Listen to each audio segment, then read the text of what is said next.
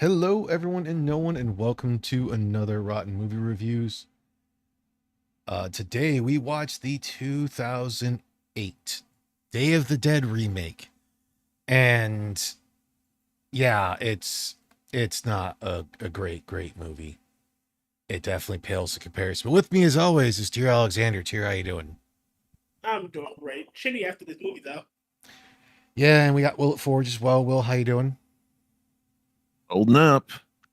Yeah, yeah. This one they went off the mark. They should have honestly just had it follow uh the remake of Dawn of the Dead and that whole thing, Yeah. because because they call it a quasi remake, and the problem is they have it far too embedded into the beginning of the outbreak. Like, quite literally, it's the Well, epicenter of the outbreak. it's the worst part is like even with the Dawn of the Dead remake, it still followed the plot loosely. Yeah. This one didn't even follow the plot of Day of the Dead even loosely. Like they had none of the elements of Day of the Dead. No, that's why, like I said, Calling it a that's why it's a quasi remake in the whole thing that basically takes the name of it with only taking some elements, situations, and characters.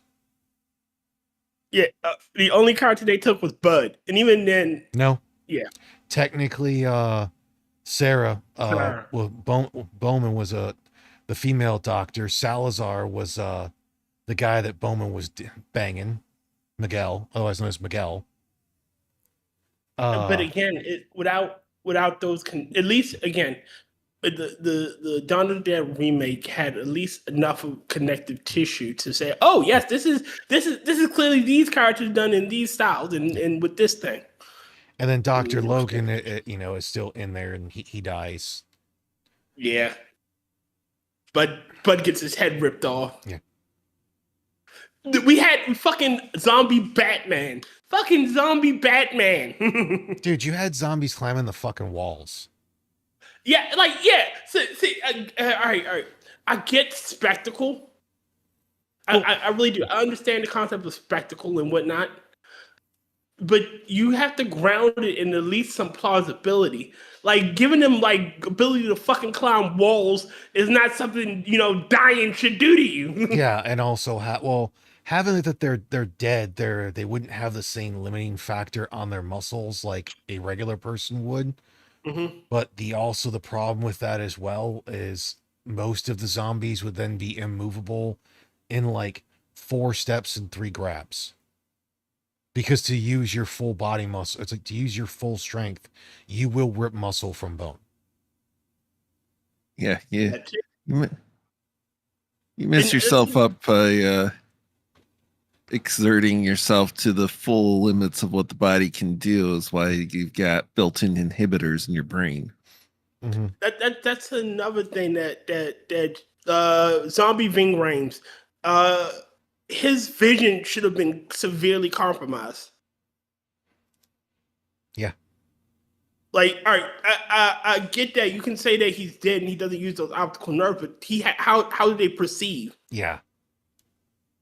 So again, his vision should have been severely compromised, and them being able like to smell them and well, not smell, but like, oh, they're in the vents. Like, let's just stab at the vents instead of acting like Well, the problem was for that one when you look at because this also came 3 years after Land of the Dead, so yeah. you had the smarter zombies from there and that whole thing. Like it seemed like they were trying to do too much of the outbreak, the Mhm. epicenter of the outbreak, and then have the smart zombies as well. Again, And it just all right, doesn't work with it. It doesn't work without the progression. well, not even that. It doesn't work. All right, Well, what makes zombie movies better, in my opinion, in 90% of the cases, are the ones to where they really can't run. If they do, it's more of a shamble, and it's just that slow, ever growing, ever present, never stopping, you know, yes, massive death, basically. and another thing, intelligent zombies break all fucking reasoning. I actually disagree with that. But I can explain it. like I said, it doesn't break logic when you have a good progression of it and you can actually look into the science of it. So like Bud in the original Day of the Dead makes sense because of the way how long things had progressed. Big Daddy in that whole thing, it's based that they're zombies for longer, that pretty much it's allowed the infection to mutate and their minds to basically start to remap. They're not going to be the same as they were when they were human, but they are going to it's like remap some neural pathways. Hold Yeah, on to enough some of the what they connections are. will be there. But see, that's the You're roboting a bit, bud. sorry about that. I had to disconnect my microphone for a second. Some of the issues I had with it is essentially him being hyper intelligent. Yeah. Like that, he was able to literally concoct a plan essentially. You know, he showed spatial reasoning, shit like that. Now, Bud, I'm talking about original Bud, had inklings, memories of doing shit he used to do. Makes sense. It's not until you get into Land of the Dead that you're also 30 plus years into the infection that they would potentially start seeing it's like smarter zombies. Like look at Zombieland 2 when Zombieland 2 came out.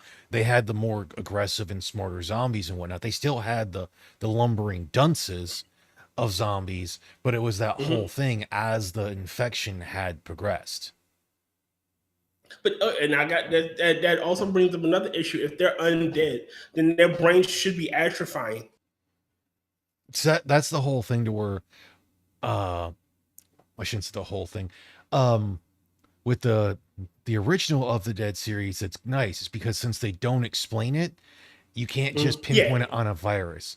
In this one, they say that they're dead, but since of what happens, there's the way they go about like their change and their slightly, for some odd reasoning, having their skin break open and whatnot, which doesn't really make sense. Never show that their heart stopped technically.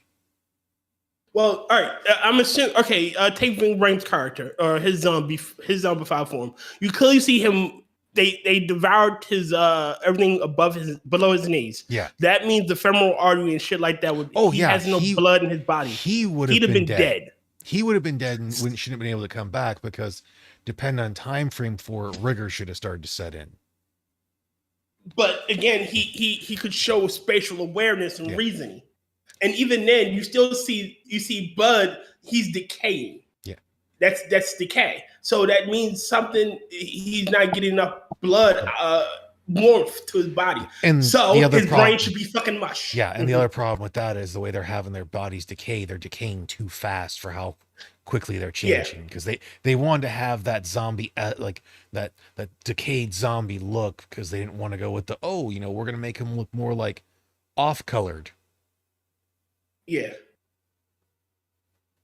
And then how quickly they burn to ash. Yeah. Yeah, so again, the way they pretty sure even mummies pretty sure even mummies don't do and the bones wouldn't burn incinerate that quickly. Yeah. Again, if you analyze this movie any more than normal, it just doesn't hold up.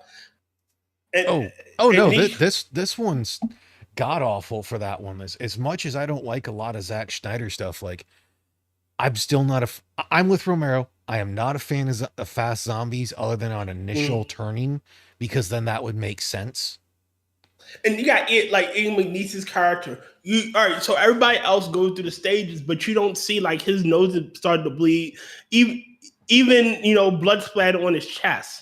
Yeah, because that should have came out of nowhere for him. That whole scene made no fucking sense. Mm-hmm.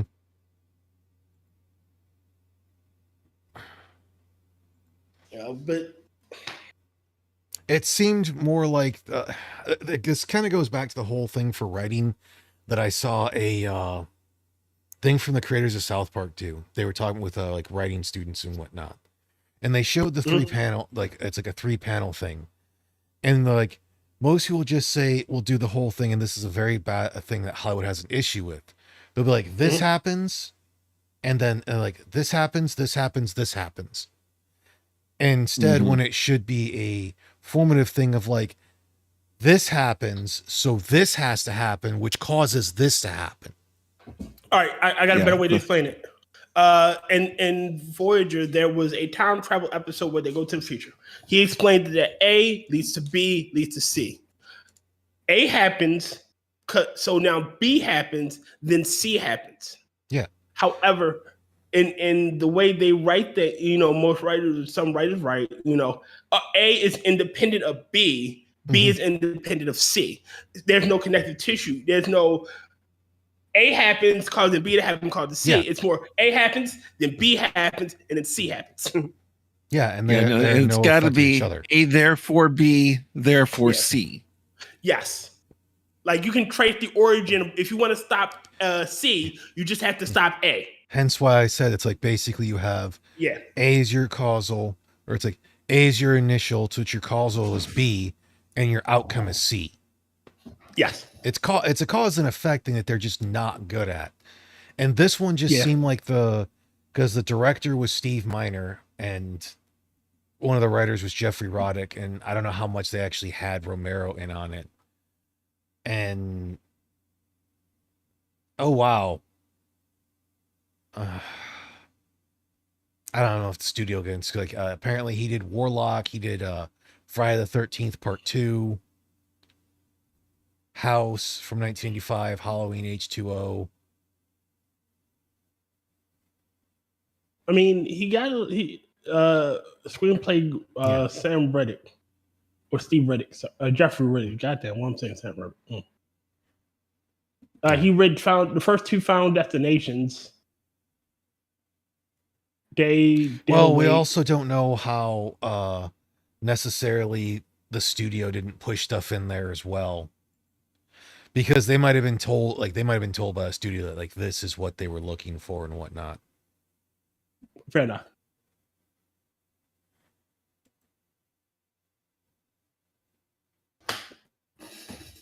But again, this is I'm not impressed by this, and this movie is a stinker. And again, we talked about it earlier. How all of a sudden they have infinite ammo until plot, and they lose all ammo. Yeah, and what's really fun? Okay, yeah, go ahead. I was gonna say that as I mentioned before the show started and everything, it benefits from being made more recently, so it a lot of it looks good, and you get most of the people I want to die, but other than that, it's far worse than the rest. All right, I will admit it is a very strikingly beautiful movie. Like visually they did a good job. It's a popcorn flick if you're cool with just basically shutting your brain off. But I want to go over one of the trivia things that I saw real quick and kind of bitch about it because they fucked up on it, because it says the computer screen and readout in the bunker near the end referred to Project Wildlife. This is a code name used for the Andromeda strain, which was a 1971 movie, which deals with a crashed satellite that infects the community with a deadly organism. The zombie virus Night of the Living Dead in 1986 was blamed on a crashed space probe. Bullshit. They said it was a potential of what it was. They never gave you an exact thing. They said it could have been a germ. That people are blaming it on cosmic rays from a crashed satellite. Some people are saying it's magic. They also blamed the asteroid or a comet that passed too close to the Earth. Yeah, like, don't fucking... or a satellite following, say, a spaceship following the satellite. It's like the great thing... The great thing about the original Night of the Living Dead was the fact they didn't tell you why it started. And when they did the remake, like the original remake, that's what made it so good. Is again, they didn't tell you how it started. And that's another that's another thing that most writers don't get right, because the moment you link it to science, a virus and science and whatnot, You set up an expectation. Yeah. With magic, you can when if you don't say shit, you can give it any bullshit reason of why it's happening. You can say, oh, it's a comet, it's X, Y, Z, or because no one knows for sure. It could have been the fucking Russians for all we know. Yeah. But the moment you link it to a virus, it has to be based in some logic. It has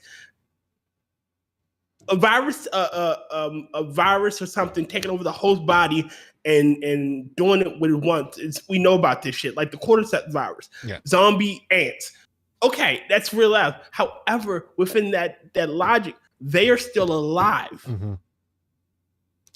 Well, that's like up until the thing gets to where it wants to go, and then it kills them. Yes, but yeah.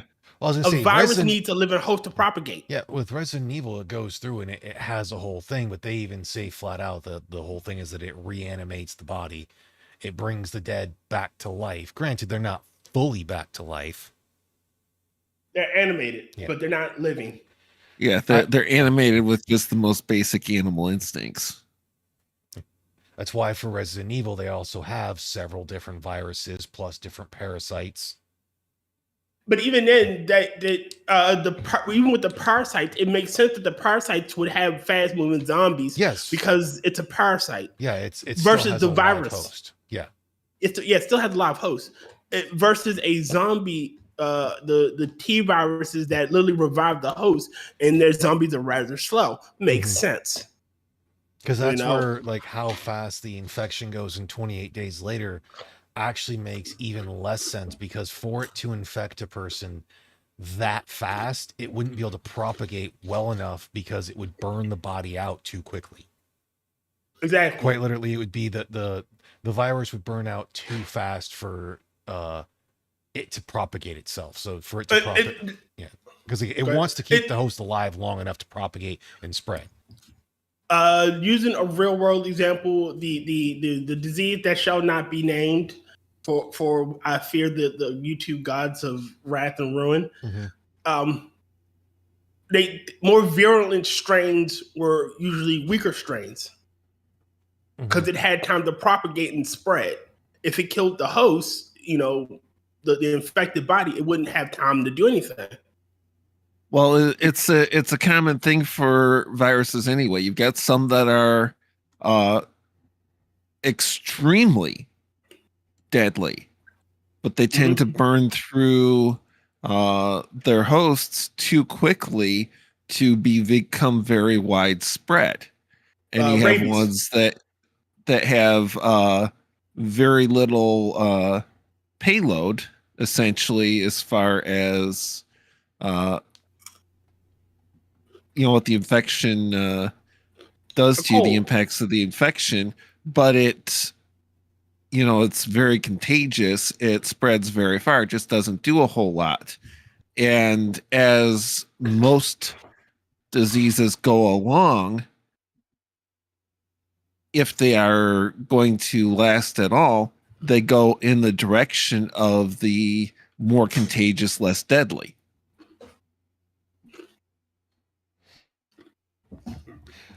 Like a common cold.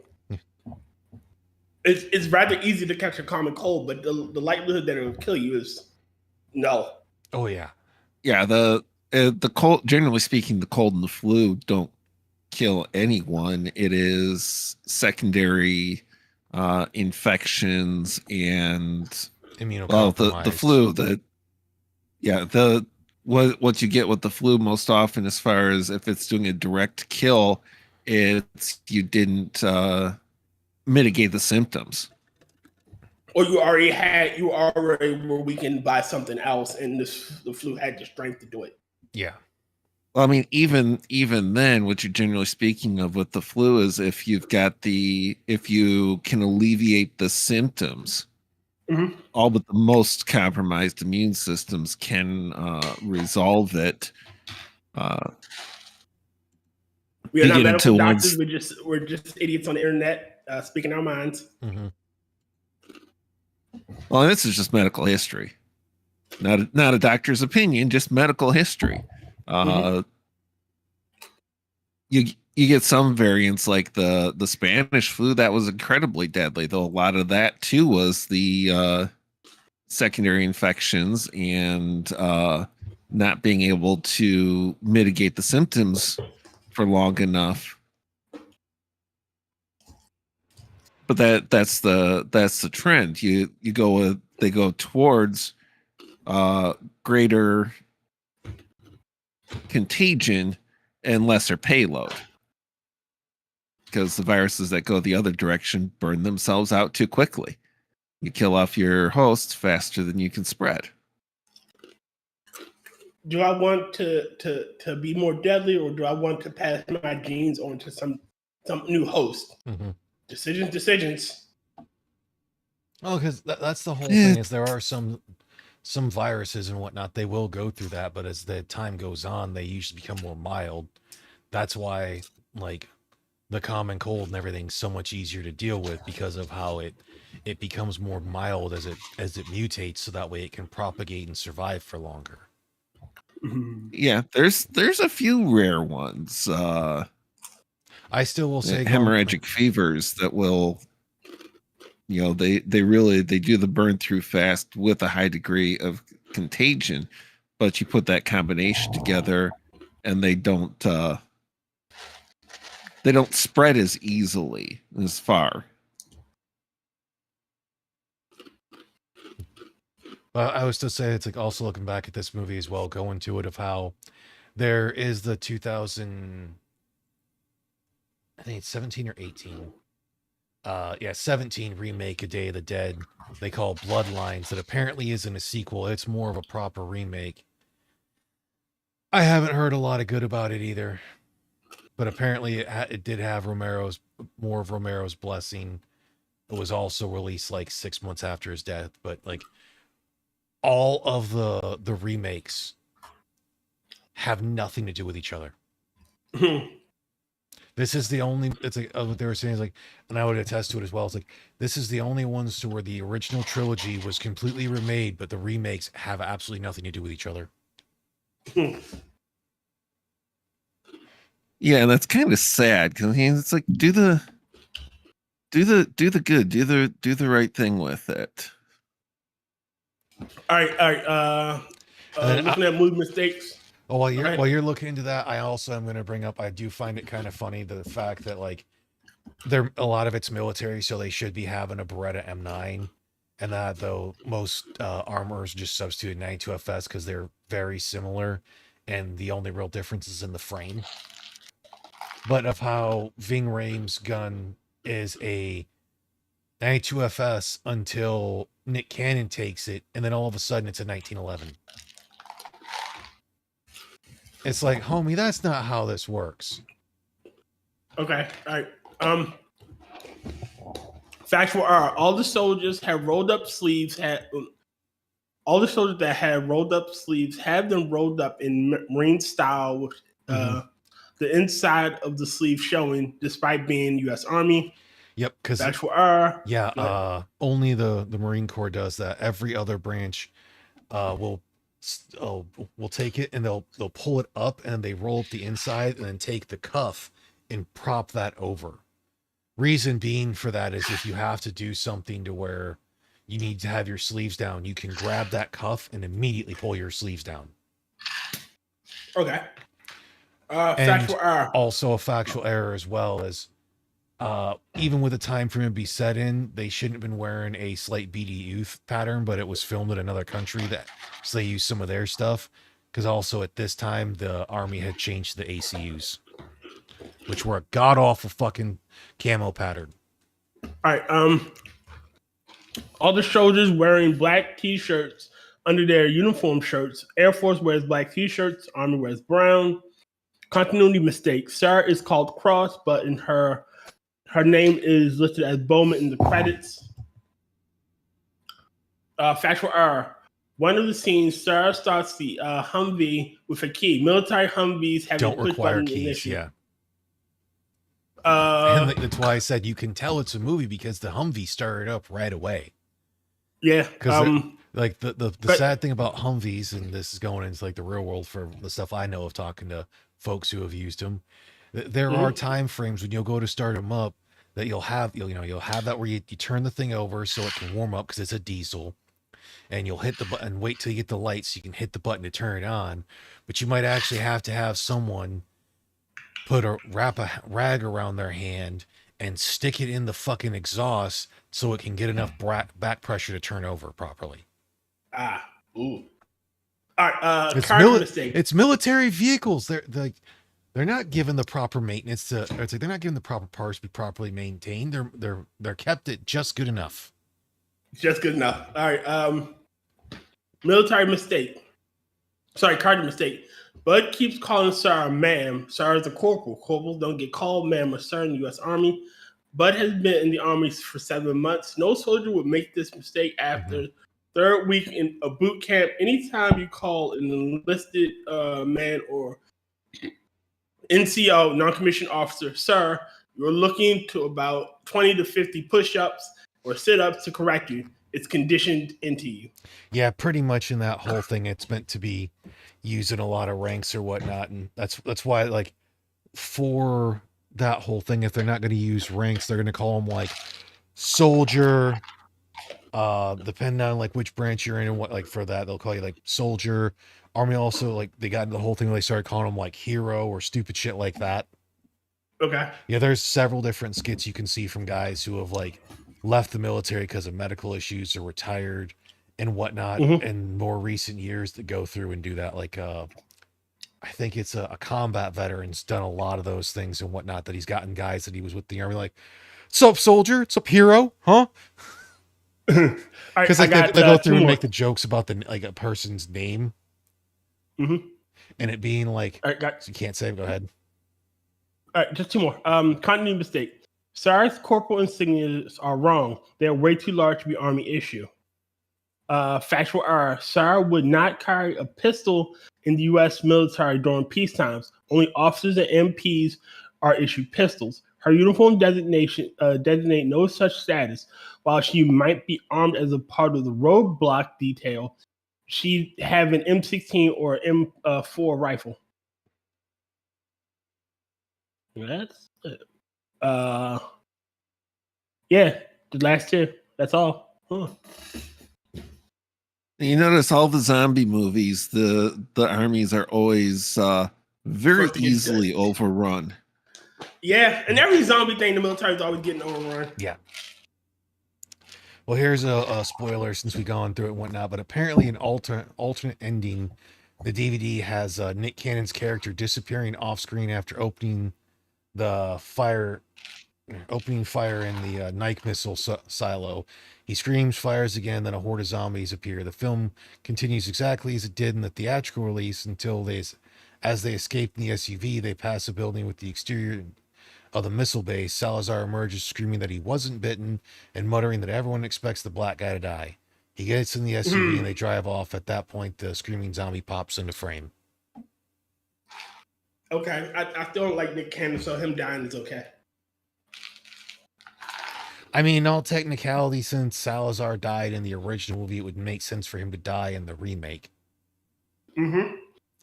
Like, if it was a proper remake. Yeah, like, well, like quite literally, they didn't even have, and like, other than Sarah and it's like Sarah, Bud, and Salazar and Rhodes, they had none of the other characters from the original movie. I mean, they had Logan too. I forgot Logan.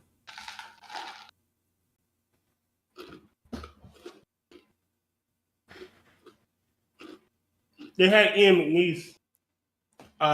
He was a radio operator, and Paul was the name of the guy, wasn't it? Let me make sure.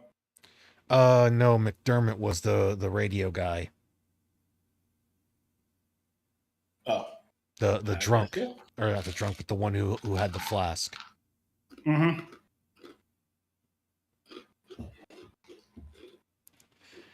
like, I'm looking forward to watching the Day of the Dead Bloodlines, but from what I'm seeing in some of the reviews, it's pretty mixed. Yeah. But then again, it's that whole thing of, in all honesty, they didn't need to remake these movies. They could have just done a different zombie movie. Or rather, instead of just doing a remake, well, it just says damn thing. If you were going to do a remake, just be faithful enough. Yeah, like you can up the ante a little bit and whatnot for what it's supposed to be. You can still even have it be for like a Day of the Dead remake that I think they did in the sequel, not the sequel, but Day of the Dead Bloodline, to where it's still going, or it's not still going. It's further on the zombie apocalypse. Like you don't have to have an explanation of the initial outbreak. That sometimes it's better to left it unsaid. Like, okay, Dead 7, stupid fucking sci-fi movie, stupid zombie movie, has a bunch of pop stars and some rock star, like alt rock stars in it, whatnot. Fun as fuck. They never explain to it, and you're already in the middle of the goddamn outbreak. Yep. I mean, they have enough wherewithal to have a name for them and everything, and have an economy based on killing them. Mm-hmm. There you go. Do you really need anything else? Yeah. So, like if you're gonna make it, like it's like that's why like I still say I actually like the original Night of the Living Dead remake, because it was faithful to it. It had all the right things and changed just enough that it was still good.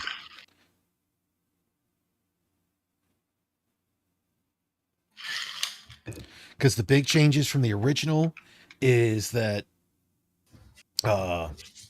somehow Ben does get infected near the end of it. Cooper gets shot and and I can't remember the main. Barbara survives. Barbara has an actual like character growth spurt. I'm coming to get I you, know, Barbara. I know, freaking like Bats. The furry bastard doesn't like that one. She's like, no, would have made sense, that whole thing. It's like, yes, it would have, but it's a remake, and it really sucks in a remake when they just do a shot for shot of the original. Like, we'll look at another remake, Carrie. Okay. Not Carrie 2, the fucking weird one with the pool and whatnot one. Yeah, Carrie 2 Rage. The original the original Sissy Spacek versus the Chloe Moretz Grace one. The Chloe Moretz Grace one was supposed to be actually closer to the book. They should have set it in the fucking 70s like it originally was. But instead the studio had to fucking stick their dick into it and basically made it a shot for shot remake. And the one thing I give the remake, though, is they actually got closer to Margaret White's character. They still haven't gotten Margaret White's body type down. I don't know why they keep making Margaret White this small, petite woman. Margaret White is a large woman.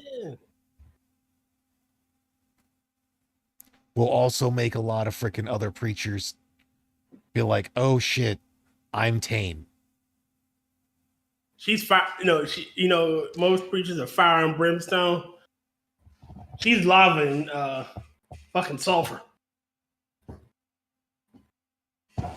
That bitch is crazy. She's capital AZ. Yeah. Yeah. Hallelujah. That's why, like, I hated in both of them how they wanted to have Margaret White. She's fighting to move her daughter and whatnot. And it's like, no, Margaret White would backhand her daughter in the mouth, then grab her by the back of the neck and forcefully move her with no problems. Because she was a big, strong woman. Who didn't need no man. Sorry. The whole thing in that one of what happened is that she got married and they had the whole thing of that her and her husband weren't going to have sex, but then one night or whatnot, like she does bring it up of how it tells Carrie of like how she basically was conceived in a way of how one night her husband I think it was drunk or whatnot, but took her and she liked it. Like quite literally, that's how it's written out. Like Stephen King can write. And that whole thing, just for some odd reason, he wanted to put a child orgy in a book. We're never going to let him live that down, are we? No. Nope. Good. I just making sure. I can see his grave now. And I put a child orgy in a book.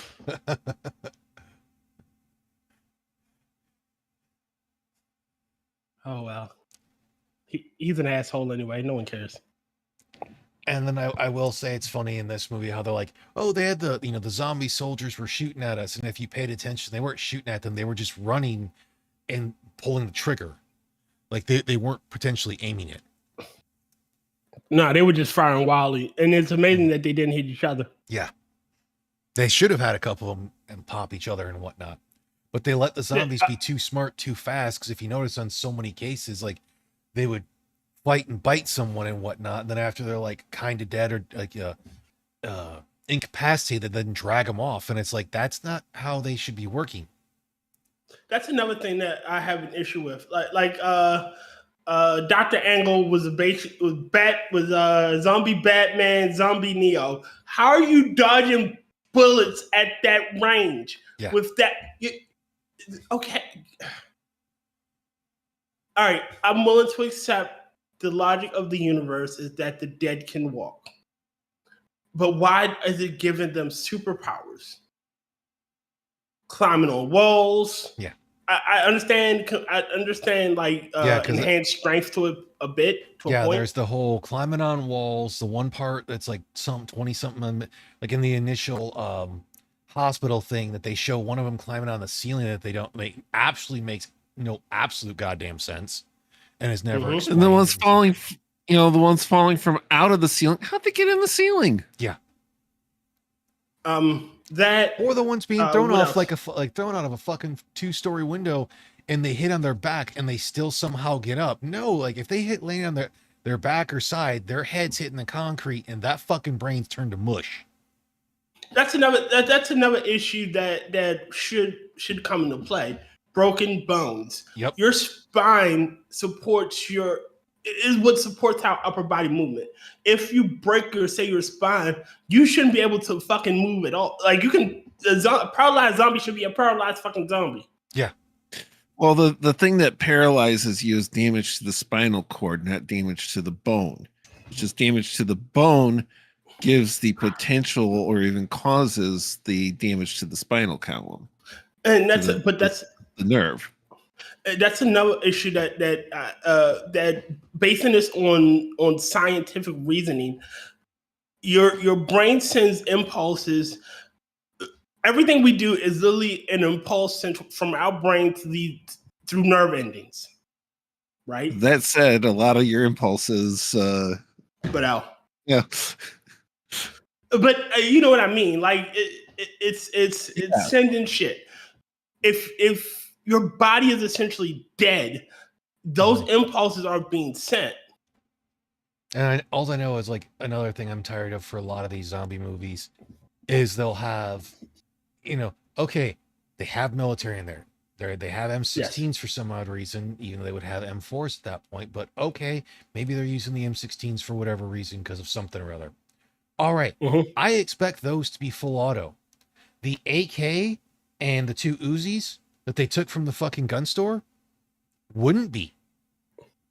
Because like both of them be considered pistols, because you have a regular Uzi and that Sarah uses, and then a freaking micro Uzi that Cannon uses, and both of those shoot full auto. They shoot the AK full auto. It's like those are civilian guns. It's like guns. They wouldn't like.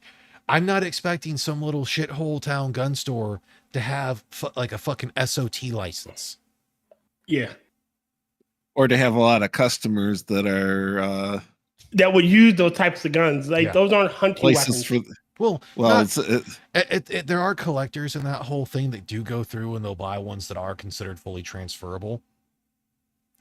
But there's just not a lot of people that are going to go through that. So it's like the guy might have had them, but it's like, okay, for the full size one, it's like the full size Uzi. That's an SBR and a fucking full auto apparently. And then the obvious hip firing for some stupid ass reason. But the AK was like a thing that we didn't see. What? Hold on. Another thing that we didn't see in this movie? We only saw military. We didn't see civilian cops. Yeah, we did. We did? Yeah, but as soon as we saw them, they died.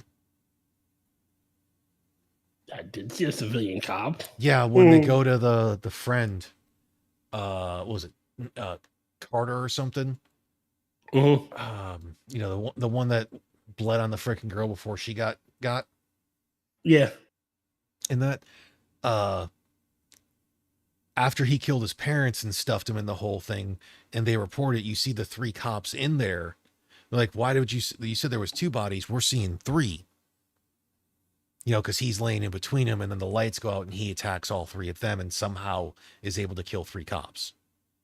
Okay. All right. Well, then.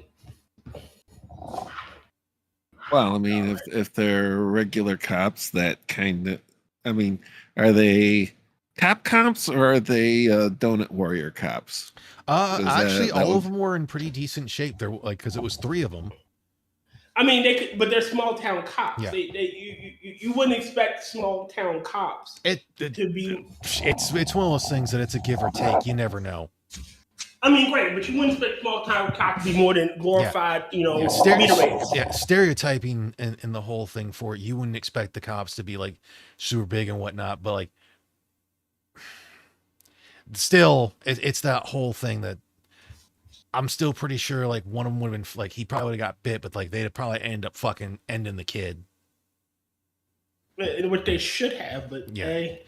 And then the next time we see him, one of them's a zombie and goes to jump at Sarah when fucking Cannon then throws his saw spear at one that should have broke fucking 5 minutes ago. And I have another, again, that show, him being up there shows the level of planning. He was specifically waiting. Mm-hmm. Well, they show him climb. They show him climb up onto it as she's walking over there. Like, yeah, it showed. Like we said, they made them too smart too early. Again, if the virus can say 28 days later. Yeah, that's why I said again. I think they want to take parts from Day of the Dead, some of the characters, some of the situations. It's also pretty funny the fact the radio was on Elm Street. That was a reference. And then take parts. Boy, you got a license? No, neither do I. And then they took parts from Land of the Dead that came out 3 years earlier because it came out in 2005. Okay. So you had Big Daddy and the zombies that are starting to be smarter and whatnot. But again, that's also ones that you have these it's like the fucking virus has been going on for over 30 years. Yeah, and the comparison to 28 days later, they're not dead. Yeah, they're not zombies. They're infected. Yeah. So again, having a level of planning or a level of higher reasoning, even with I believe like the raid virus, it makes sense. It makes sense for them to be, because that's like they said in the, I can't remember if it's in the original or Dawn of the, it's like the original Night of the Living Dead or Dawn of the Dead for the original. I think it was the Dawn of the Dead where he's interviewing the scientist. And he's like, well, what about them using tools? And he's like, even primates will use the most rudimentary tools. Yes. Animals can plan. There's a level of planning, for animals. There's a famous story about how a man died because a turtle was dropped on his head by a bird trying to use thing that's a rock to break it open. It's not like this bird is going to be fucking this. Birds of prey picking up lit sticks that are on fire and throwing them into planes to freaking drive out prey. So it has to be predatory birds, doing that, like causing freaking like brush fires and whatnot to drive out prey to hunt. Yeah, but see that again. That's not them. That's a learned behavior. Yeah. Like, oh shit, I can startle them and they'll move. Fire! That shit scares me. Well, let's see if it'll scare them. It's not like they've learned that will drive them out and everything. Or you can talk about how who's been working with wolves? Crows. Oh yeah. Crows have been doing that to fly over so they can signal for prey. And they get to pick the whole thing off. But crows have also been, that's like they've been certain families of crows. I think it's crows.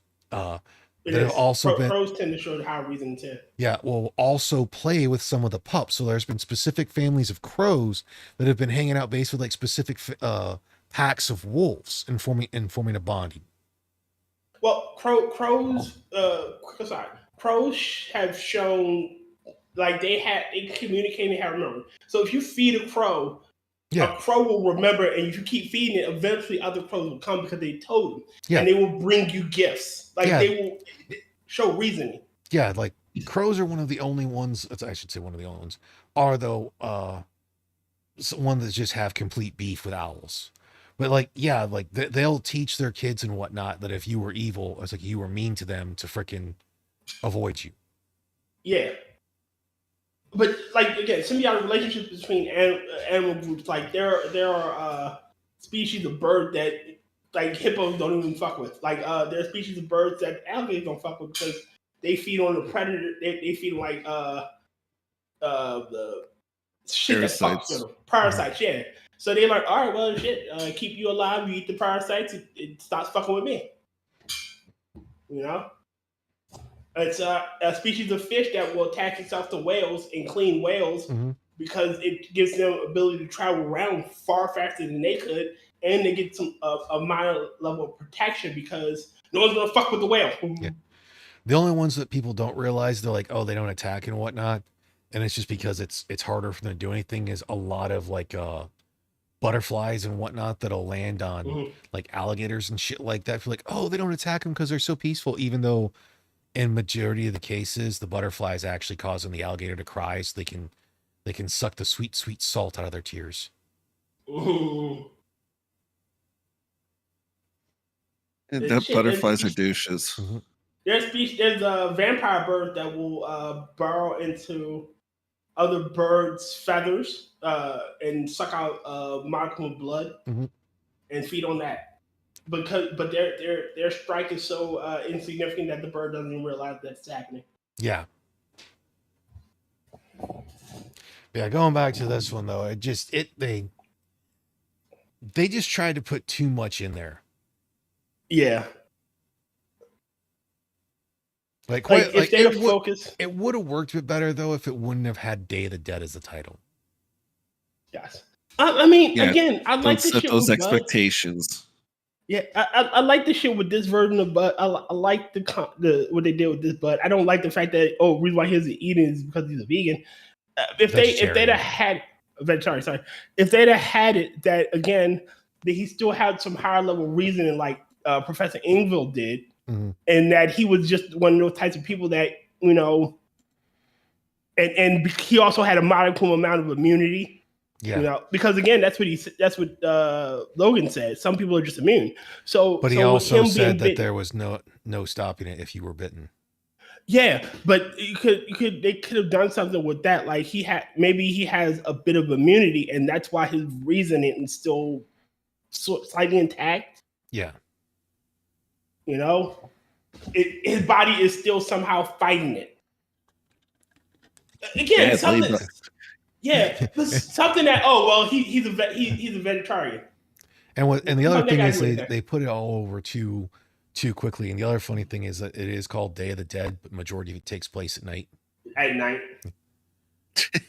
Like the original No, Day of all the Dead, the like the original Right. Day of the Dead. Well, it starts off during the day and then goes to the night and ends in the morning. Like the original Day of the Dead is like several months, yes. just like And the this was original like Dawn of the Dead. afternoon. Yeah. Like this is afternoon. This is what that is. This is afternoon of the dead, evening of the dead.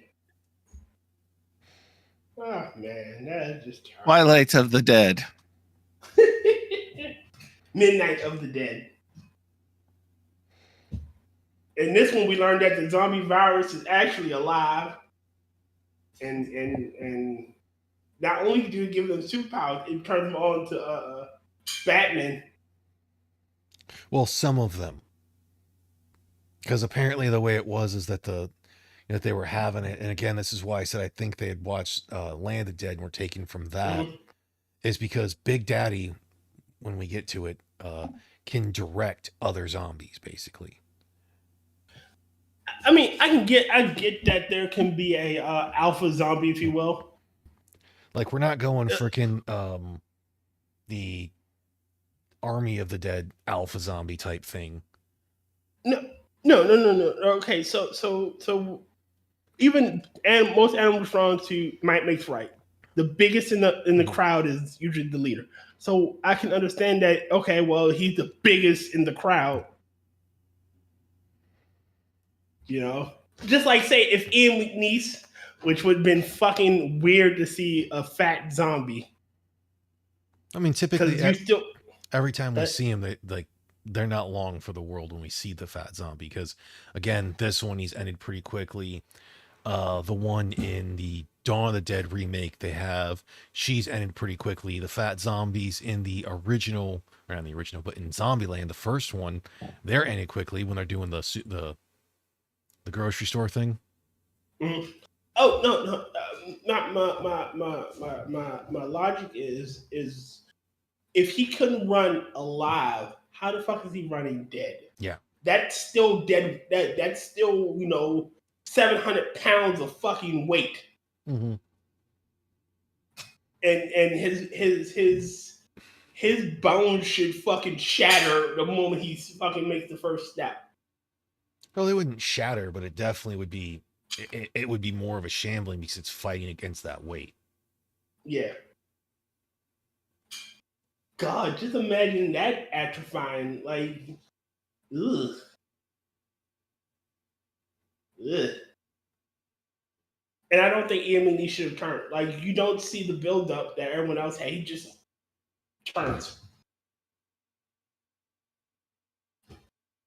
Like, he should have had a bloody nose. He should have started coughing like a motherfucker. I think he should have died somewhere else. Maybe have that he fought off Helen to save the girl. That saved Nina. To save Nina. Shit, maybe have him like jump out the goddamn window with her after like she bites him. Which part? The guy that was the radio DJ. Oh, again, like you don't see when I say everyone else, you get the nosebleeds, and it's on set, and you can it's not like they were all in a fucking huge ass house. They're in a small ass room. You can see him fucking getting a nosebleed. Yeah, they should have done it a little better. Well, I mean, you weren't with him every moment, and they definitely telegraphed potential with how much he was coughing. Is the question of is that the red herring or is the cigarette the red herring? Mm-hmm. But even then, like there should have been blood on his chest. Like he's a fat ass. This isn't like it's some sort of small child that can move around fairly quickly. It's a fat ass who's sitting there essentially and like, oh, he started bleeding, and everybody should know because again, small room. Mm-hmm. And then he just turns. But for all we know as well, that stuff could have been cut by the studio or by editing and whatnot. Fair, sure. But some cuts don't make well. Yeah, well, tell the studios that. Shit. Cutting things that are actually important, mm-hmm. leaving things in that should be cut. It's usually the studio that has the last say in a lot of that. Shit. And they're fucking retarded for it 90% of the time.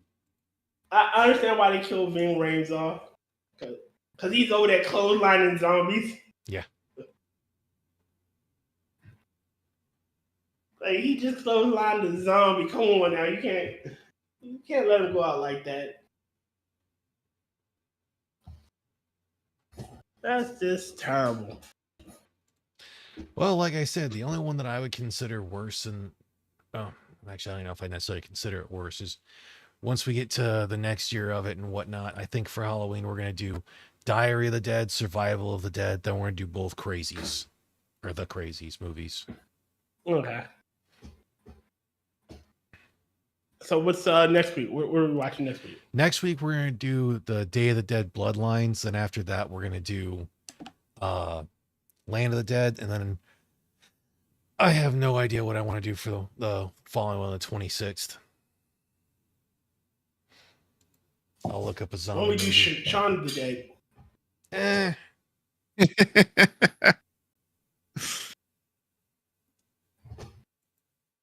That's a fun zombie movie. It is, but it's that whole thing that's kind of already been done to death. I'm pretty sure by a lot of people. Let's see. Get some of the ones that I have. I could look up and try to find the whole thing for like Dead and Breakfast, and that one has. Oh God, I can't remember who that one all has in it. They have it in here.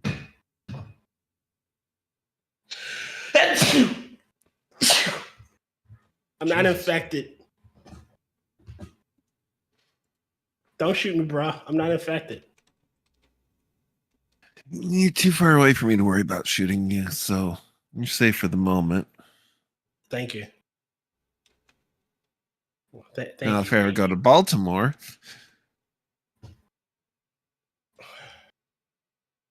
God, I mean, don't come to Baltimore. We could look up the 2004 Dead, or I could bring up the 2004 Dead and Breakfast that has a bunch of different people in it. We got like Dietrich Bader. I know. I want to say they have the dude from Kung Fu, David Carradine. Okay. I can't remember. It's a weird one, but that one is more of. I shouldn't say more of. That one is a supernatural one. Okay.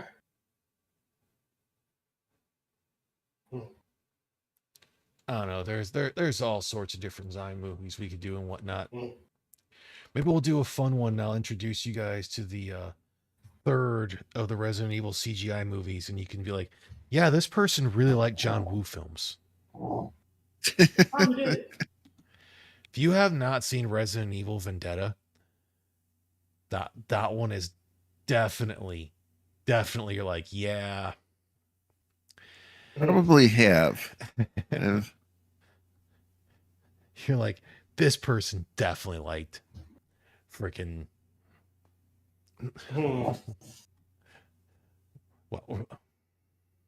John Woo films. Jesus, my fucking brain was going weird. His brain went weird, but all right. But I can't wait till next week.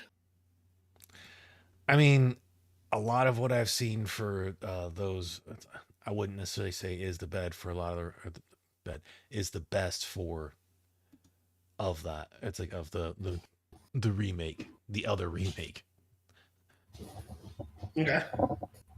I'm definitely not going to bring up Warm Bodies. I still have yet to fucking even go over that. I mean, maybe we'll just maybe we'll just have fun and just fucking review Zombieland for the fun of it. Warm Bodies annoys me. It's essentially Romeo and Zombieette. Yeah. It'd be Zombio and Juliet. Whatever it is, it annoys me to no end because there's it's a zombie love story. Yeah, that has it that love is what causes them to return to human. After he eats her boyfriend. Mm-hmm. Yeah, because he falls for her because of that. There's another one I kind of want to watch at some point, but I got to find out what it was called again. Where they actually have it that a zombie outbreak happens, but they're able to cure it. And the massive problem that they're focusing on is that there's some people that they don't talk about it and whatnot that kind of want to go back to it, but there's a lot of people who are still horrified of their actions because while they were a zombie, they can still remember everything from when they were a zombie, but it was that whole thing that they were a passenger while it was happening. Oof. Yeah. I like the don't get me wrong, I like the concept, but oof. Yeah, and apparently it causes like a because of that they find like a second way to go, or it's like to bring about a thing and whatnot. Like it's fucking weird. But yeah, I think we'll either do.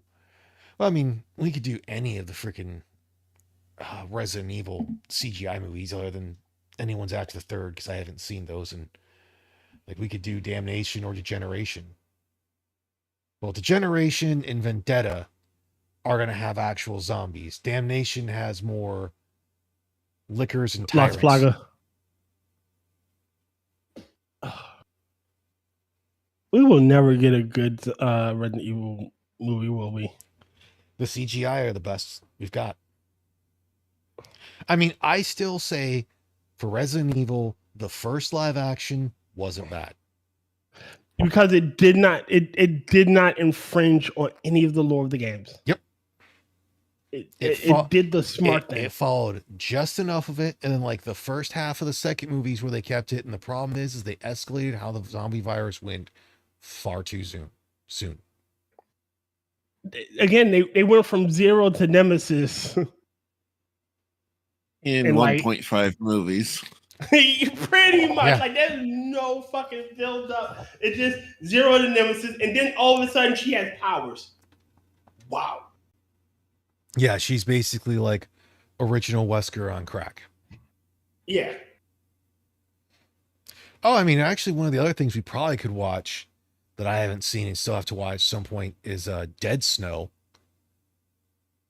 where you have zombie Nazis.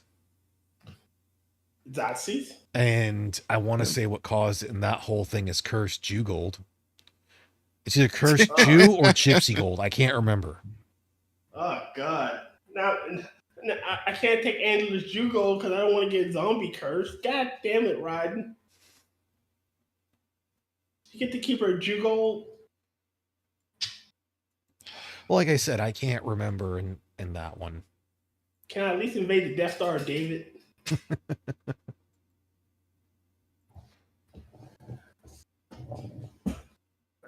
God. It gives Fiddler on the Roof a whole new meaning. Yeah, because like in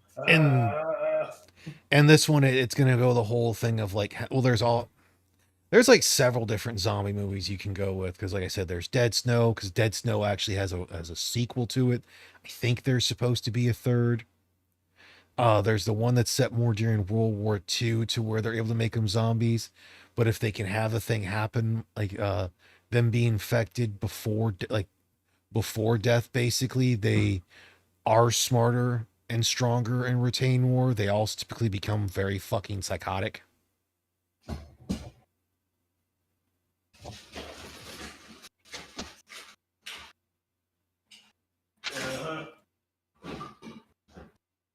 Like there's a whole bunch of different things we can go with.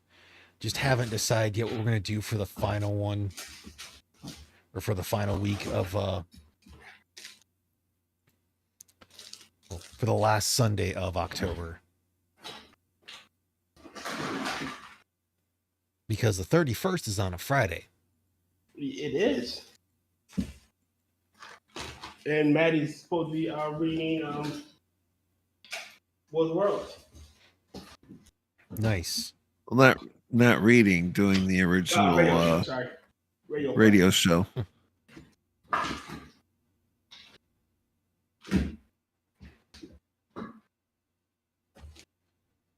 So I can't wait.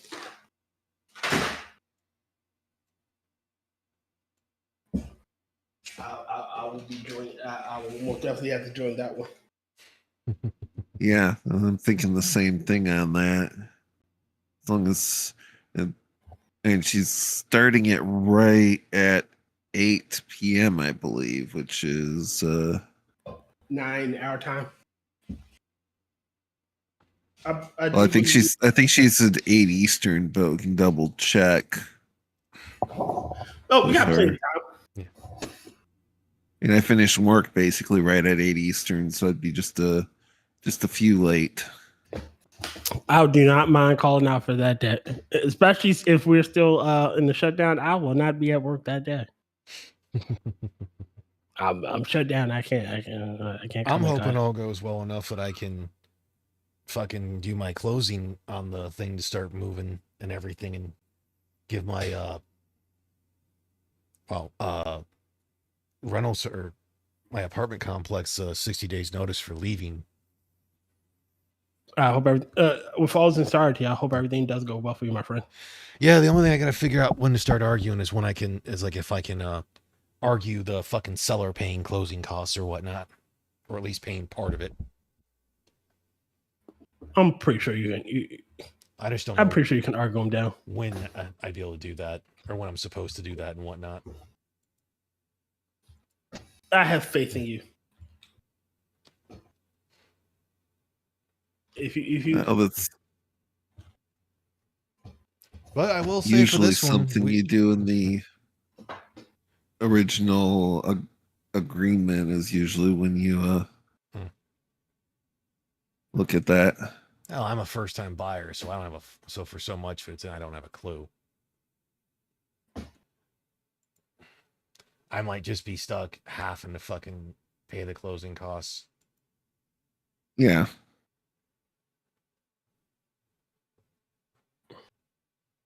Sometimes you do.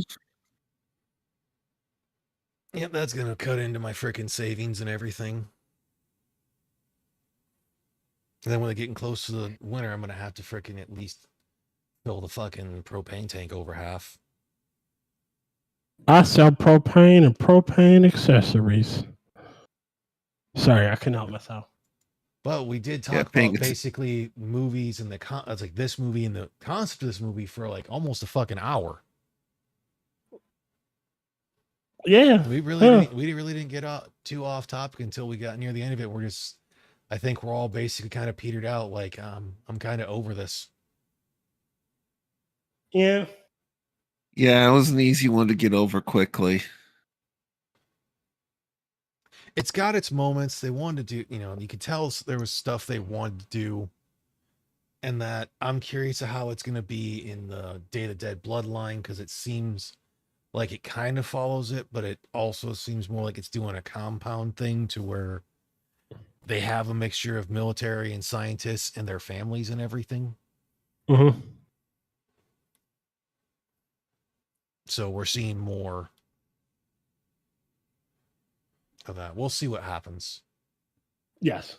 Well, otherwise, I think we're going to get out of here because it's been about just shy of an hour and 10 minutes. There's really not much else to do, not much else to go over. It's not a great movie, but it's at least worth a watch once, I would say.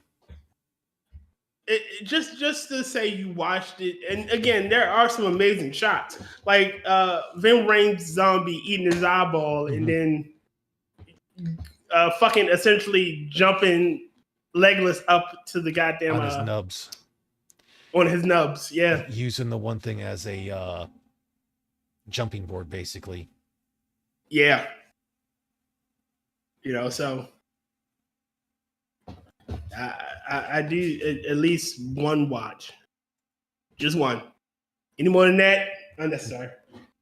Kind of like 8mm. Yeah. No. Okay. Well, 8mm was still it's like just like this one did have the whole thing. It's like it shot very well. They used camera effects very well. They overdid it a little bit on the CGI for the fire, but they didn't overuse too much CGI. Yeah. For the whole thing, like 8mm is a good movie. It's a hard movie to watch, though. It's a hard movie to watch more than once because of the subject matter. It's a hard movie to watch once. It is potentially unbearable to watch more than once. If the subject matter wasn't as heavy as it was, it'd be easier to watch, but it wouldn't be as recommended because the subject matter is what makes that movie. And I hate to say it that way, but that's just what it is. Well, it is what it is. It's yeah. It's rough, and it leaves you. Yeah. It leaves you like, okay, what the hell did I watch? Okay, I don't really want to see that again. Yes, after a while you need prayer. But I will say this though, if you're a Resident Evil, I'd say a fan of the Resident Evil games, and you've never checked out the CGI movies, I'd actually recommend them. They are fun. Mm. Again, when you go back to like Degeneration, the first one, which was in 2008, just like this one, CGI is a little rougher, but like quite literally, it follows the fucking storylines of the games and that, because it takes place like a few years after the Resident Evil 4. Okay. 1 year after the events of Resident Evil 4. Because it's actually in a slight way, prequel to Resident Evil 5 and Resident Evil. Oh shit.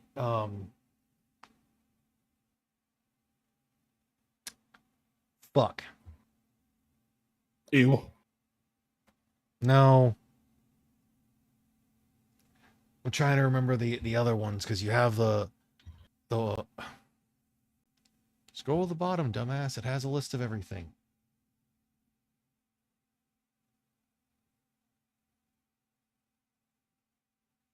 Revelations. Okay. Yeah, I want to say it takes place before that. That or it might take place around the same time frame and whatnot. But it is a precursor to Resident Evil 5. But we're gonna get out of here. Have yourselves a good week. It is the spooky month. Go watch a horror movie or two. Or 7. I'm not your dad. I'm not your dad.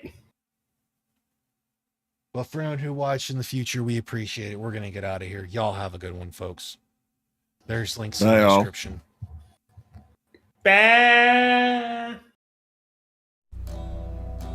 Hey, thanks for tuning in. Join us again next week, or you can check out the other people in the panel in the description and see us again plausibly on one of their channels, or just check out what work they've done. Have a good week, everyone.